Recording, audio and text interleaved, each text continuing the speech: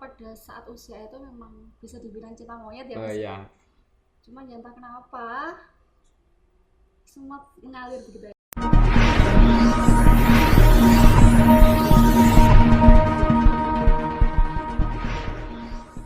Assalamualaikum warahmatullahi wabarakatuh. Oke, sudah lama tidak mengonten ya, Kak, teman-teman. Hari ini kita kembali lagi dengan bintang tamu, mungkin dirasa spesial atau enggak saya juga enggak tahu.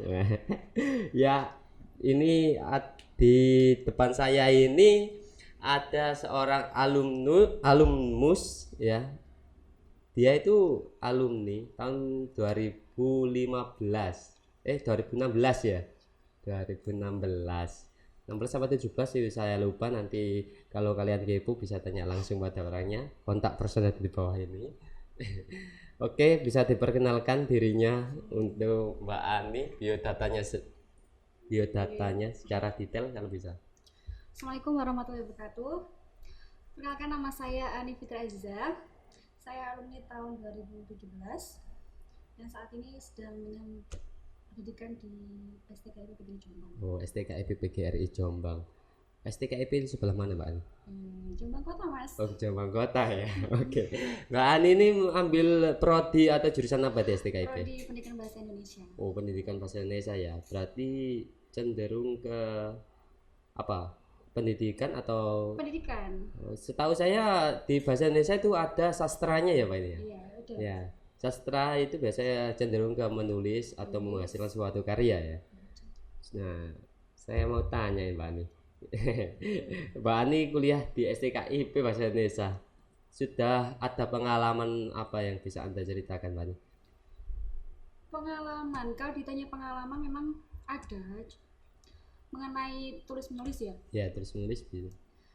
Sebenarnya saya yang menceritakan sedikit tentang kenapa saya bisa menulis, dan sebenarnya semua orang bisa menulis sih, cuman entah kenapa menulis ini memang sudah menjadi hobi saya sejak kecil.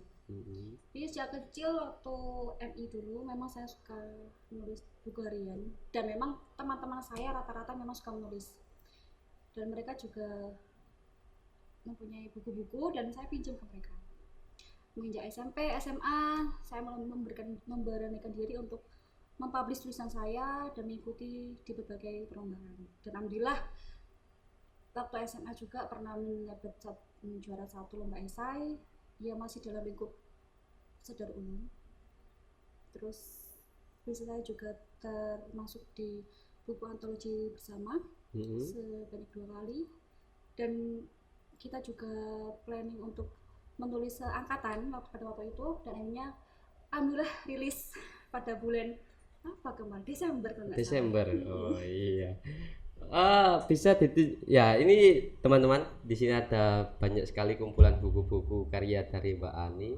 Mungkin bisa ditunjukkan Mbak Ani yang katanya waktu itu ada satu angkatan menulis buku ya? Iya. Iya. Coba mungkin di mana yang satu angkatan itu hasil karyanya Mbak Ani? Jadi ini. Oh, ini dengan buku satu angkatan dengan judul Antologi 114 Sastra. Oke. Bisa ceritakan Mbak Ani, ini ada kesulitan tersendiri atau ada pengalaman yang unik dari penulisan buku ini? Sebenarnya kesulitannya itu memang ke anak-anak pada saat itu. Kan ini kan proyeknya satu angkatan. Iya. Dan nggak semua teman-teman saya tuh memang hobi menulis. Akhirnya saya, teman saya, dan guru-guru bahasa Indonesia bertekad untuk membuka literasi di sekolah, dan salah satu menjembatani teman-teman untuk bisa menulis. Akhirnya anak-anak diperuntukkan untuk menulis satu puisi, dan alhamdulillah terbitlah buku ini. Oh gitu. Dan waktu itu apakah ini hasil karya bersama kan? Bersama. Apakah semua cenderung ikut membantu dalam proses ini atau sebagian besar hanya 50% atau berapa? Alhamdulillah semua ikut antusias dalam menerbitkan buku ini. Ya, kita lihat teman-teman ini ya, contohnya bahwa karya itu bukan itu ya. Berarti membuat suatu karya itu juga butuh literasi. Jadi kalau kalian kurang literasi, bukan berarti kalian nggak bisa membuat karya. Jadi ya literasi dulu lah intinya. Oke, kalau gitu Mbak Ani, terus jurusan bahasa Indonesia apa yang memotivasi Anda kok mau menjadi jurusan bahasa Indonesia? Kenapa nggak jurusan yang lain? Kan kata Mbak Ani menulis itu hobi, iya kan? Iya. Ya, hobi kan. Hobi bukan berarti kalau kita hobi dalam menulis terus kuliah kita harus bahasa Indonesia. Kenapa nggak jurusan lain? Apakah nanti Mbak Ani ada tujuan tersendiri setelah lulus dari bahasa Indonesia mungkin? Jujur ini pertanyaan tersulit. Soalnya rata-rata ya pertanyaannya gitu.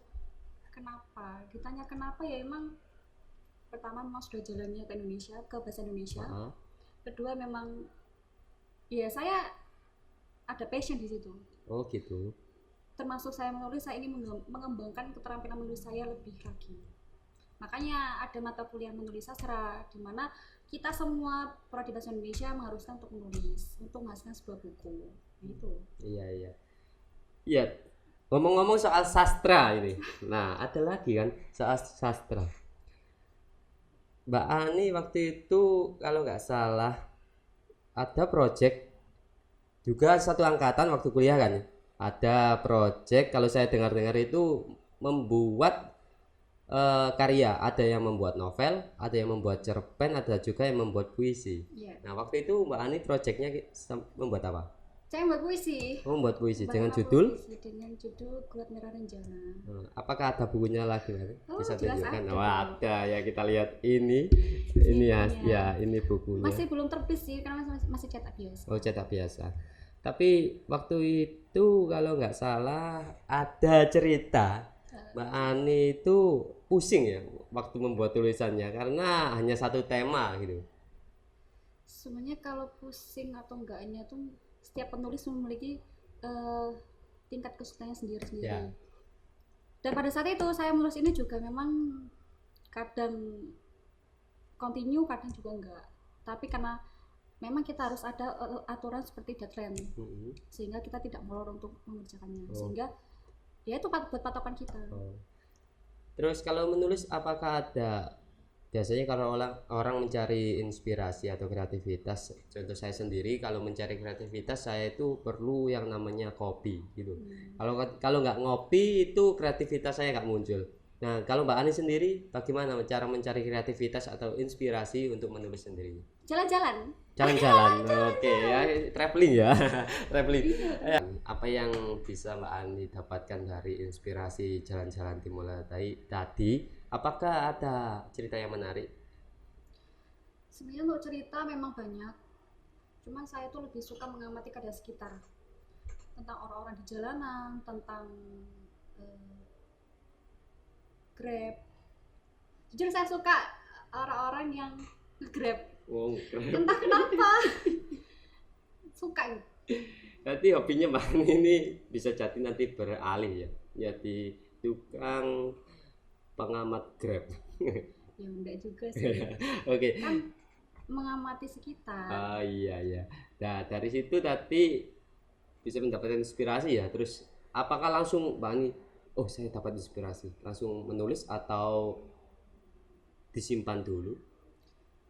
Disimpan dulu. Sebenarnya kalau ada inspirasi nggak harus nulis sih. Cuman ya emang kalau saya tuh sering ke dalam mood. Saya anaknya mudian. Oke. Ya. Oh gitu ya. Kayaknya. Tapi saya berusaha untuk bagaimana tulisan saya itu bisa selesai. Karena ada beberapa orang yang mengatakan bahwa tulisan yang baik adalah tulisan yang selesai. Dan saya ingin menuntaskan tulisan itu. Ini ilmu baru ya teman-teman. Berarti kalau kita punya hobi, dari cerita Mbak Ani kita bisa petik kalau kita punya hobi atau biasanya suatu kegabutan ya. Contoh suatu kegabutan itu bukan berarti kita gabut terus rebahan, bukan ya Mbak? Bukan. Berarti gabut itu bisa diistilahkan kita itu bingung mau ngapain. Contoh Mbak Ani tadi kegabutannya itu membuat suatu tulisan, yakni suatu karya yang bisa menghasilkan menjadi sebuah buku. Ini termasuk kegabutan dengan istilah yang bermanfaat ya.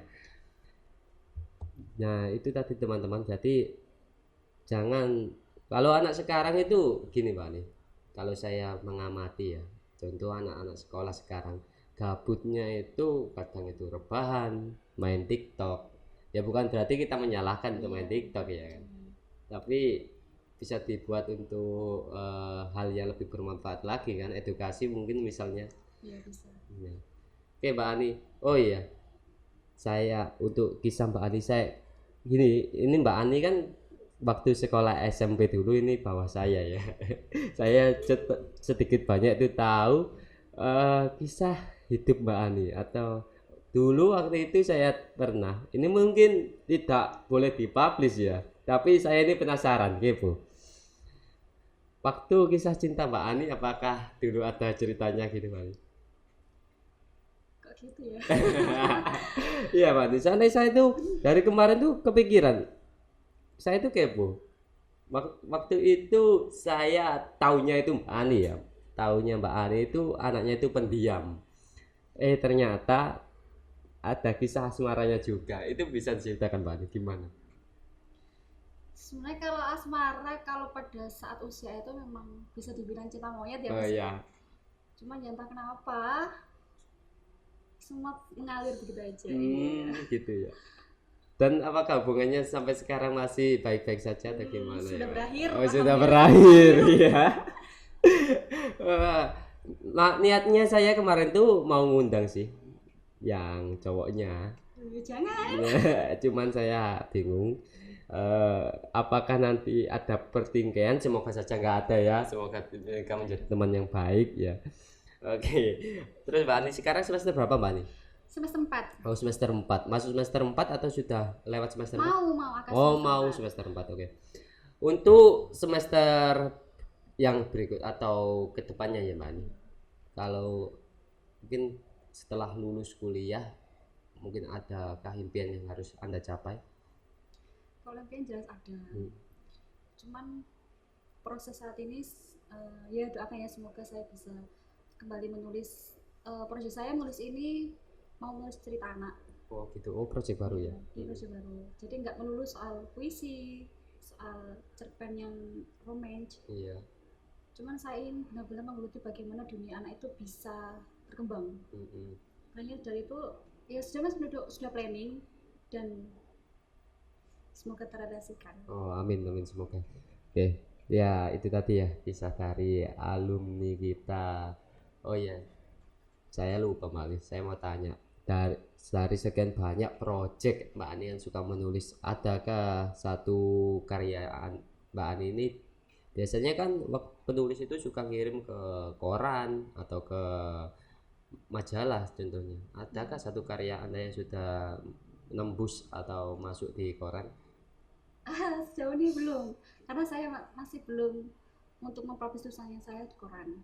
Cuman kalau untuk majalah alhamdulillah, cuman ya narasumbernya tentang di lingkungan itu sendiri. Oh gitu. Waktu SMP juga ya saya juga ikut dalam permajalan, dan kuliah ini saya juga ikut dalam dunia majalah juga. Gitu ya. Berarti Mbak Ani ini sangat aktif sekali waktu kuliah ya.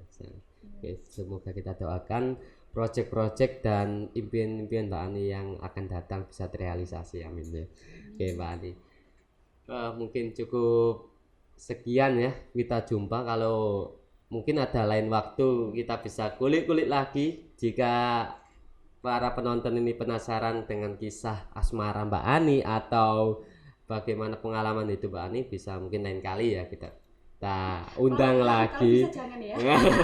Kita undang lagi. Dan untuk waktunya sekali lagi terima kasih Mbak Ani. Oke, ya udah kita akhiri. Jangan lupa ya like, comment, and subscribe channel dari SMP Unggulan NU Mojagung. Oke, see you. Wassalamualaikum warahmatullahi wabarakatuh. Waalaikumsalam warahmatullahi wabarakatuh.